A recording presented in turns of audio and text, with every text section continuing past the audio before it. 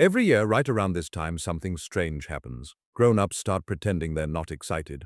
Kids start pretending they can wait, and the whole world agrees to slow down just enough to remember something it almost forgot. Christmas.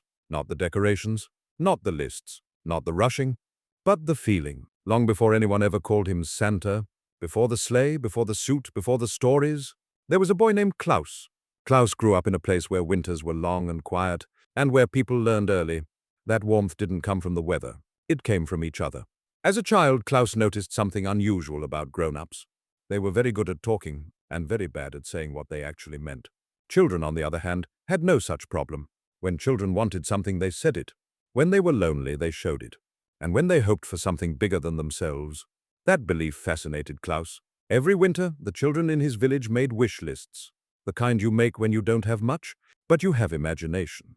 Some wrote their wishes down, some drew pictures, some carved symbols into wood, a star for courage, a heart for love, and every once in a while, someone made a wish that didn't look like a wish at all, just a circle. It means everyone belongs. Not fully. As Klaus grew older, Christmas began to change. And even though the village still decorated and sang and smiled, so Klaus tried something different. He invented games, the kind that make parents roll their eyes, and kids beg to play just one more time. Snowball challenges, scavenger hunts. When people played together, they stopped worrying about everything else. Families laughed. And for a little while, Christmas felt full again. That's when Klaus learned lesson number 2. Joy doesn't need permission. It just needs space. But not every Christmas lesson came wrapped in laughter.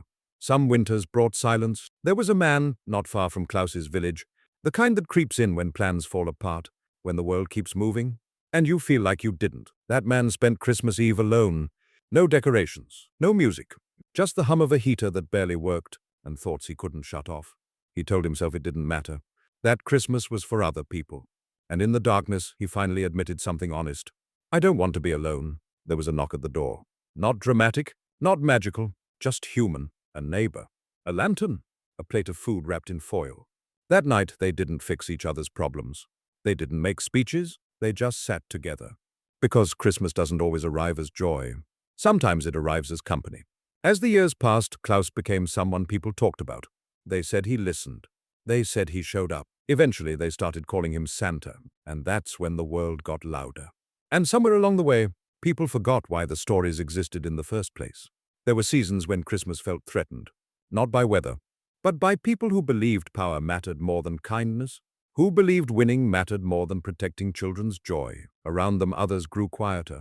What Christmas used to feel like. But it also woke something up. People stopped pretending everything was fine. Tonight, as Christmas gets closer, this story comes back to you for a reason. That isn't really about toys. Somewhere, a grown-up is remembering a Christmas they thought was gone forever. Somewhere, someone is hoping, and somewhere, quietly, Santa is still listening. Not for perfection, not for noise, but for the small wishes. The ones that say, stay, remember, include me, sit with me. Don't forget what this is supposed to be, and as long as those wishes exist, Christmas isn't going anywhere.